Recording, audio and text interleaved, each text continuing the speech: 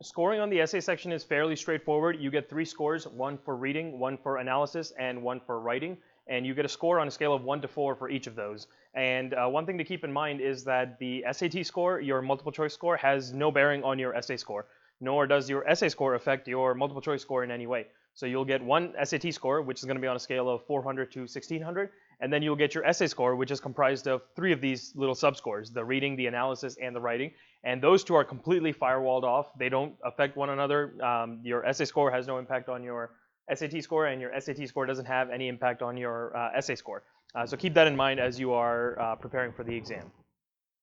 So here's how the grading system works. Your essay is going to go to the first reader. That first reader is going to assign a score somewhere between 1 and 4 for reading, writing, and analysis. And then it'll go to a second scorer or a second reader, and that person will also assign a score on a scale of 1 to 4 for reading, analysis, and writing. And then your actual essay score is going to be the sum of those 2 scores. So for example, if the first reader gave you a score of 3 out of 4 on reading, and the second scorer gave you a score of 2 out of 4 on reading, your total score for reading will be a 5 out of 8. And the same thing applies for analysis and writing. One thing to keep in mind here is that these guys, the ones that are reading your essays, they're fairly well trained, so it's unlikely that you're going to get a discrepancy of more than a point. So it's not likely that one person gives you a 4 and another person gives you a 2 in any one given category.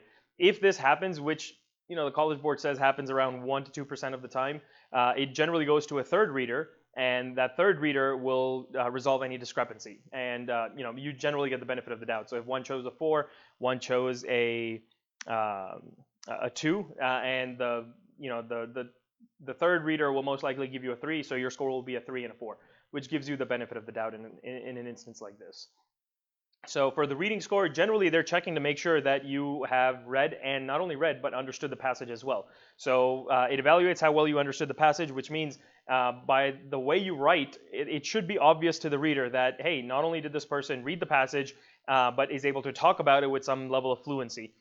So you must demonstrate that you understand the author's central claim. So you should definitely be talking about the argument that the author is making. It shouldn't be something completely off topic. So that's very important. And you must also be able to write reasonably about how the author supports the claim, right? So as long as you understood the author's central claim and how the author goes about supporting it, your reading score is probably going to be fairly good, between a 3 and a 4.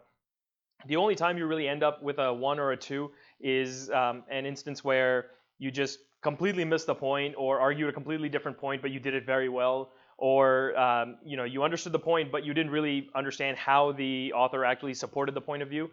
So there are a couple of instances where that happens, and there's like a full rubric that the College Board releases. I'm not going to go through all of this, but generally speaking, the College Board releases this rubric on their website. So you could go to collegeboard.org, type in SAT essay on Google, or you can even check the official SAT study guide, and they'll show you this rubric. We're not going to go through all of this, but generally speaking, if you demonstrate thorough comprehension of the ideas, then it's likely that you're going to get a 3 or a 4. The only way you really get a 1 is to demonstrate little or no comprehension of the central claim that the author is making, or you don't even find any evidence for it or anything like that. So it's tough to get a 1 or a 2 as long as you try your best. So just be careful that you're reading it, you're understanding not only the author's central claim, but you're also understanding the arguments that the author makes in order to support his central claim.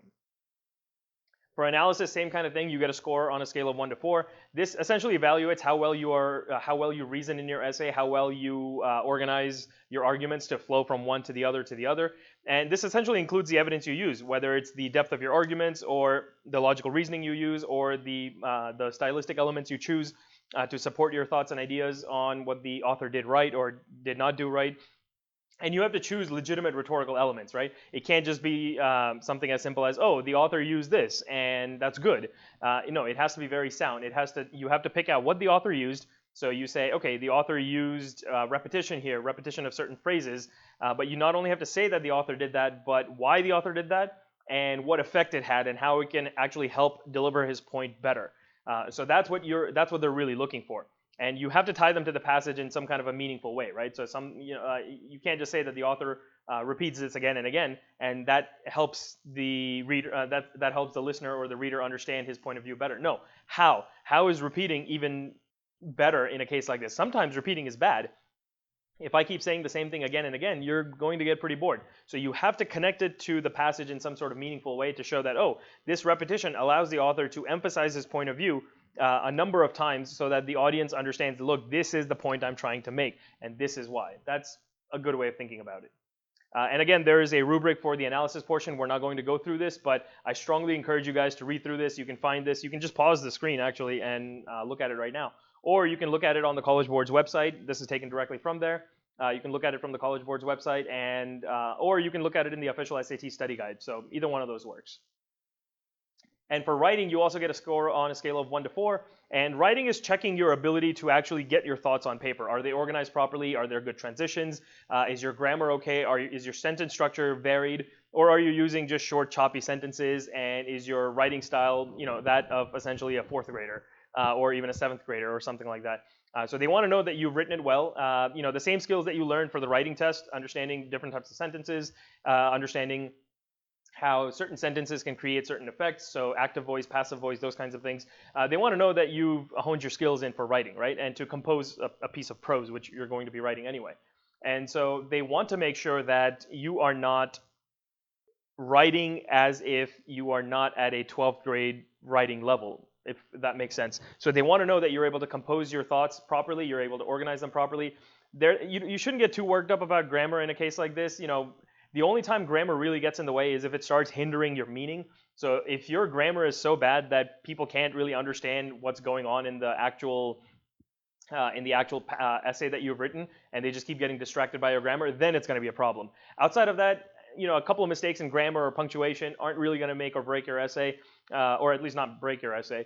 And but you want to make sure that you're able to put together well-written, grammatically correct sentences that demonstrate good style and a variety of sentence structures. So you don't want to just use short, choppy sentences. You want to use longer sentences as well. You want to use sentences that have complex and compound structure. So that way the reader is engaged. If the reader gets bored reading your essay and it sounds like it's like a 4th grader or 5th grader wrote it, it's not really going to help your case in getting a higher score. There's also a rubric for the writing portion. Again, we're not going to go through it, but I strongly encourage you guys to make sure that you look over this on the College Board's website or or in the official SAT study guide, or you can just pause the screen and look at it again. But generally speaking, a 4 is where you've done a really good job. There may be a couple of mistakes here and there, but generally it's free from errors. And 1 basically means that your grammar and syntax and the way you write is too distracting for the reader to be able to pay attention to what you're actually saying, or it doesn't get your point across. It's to the point where it is hindering the meaning of your words, and that's generally how you get to a 1.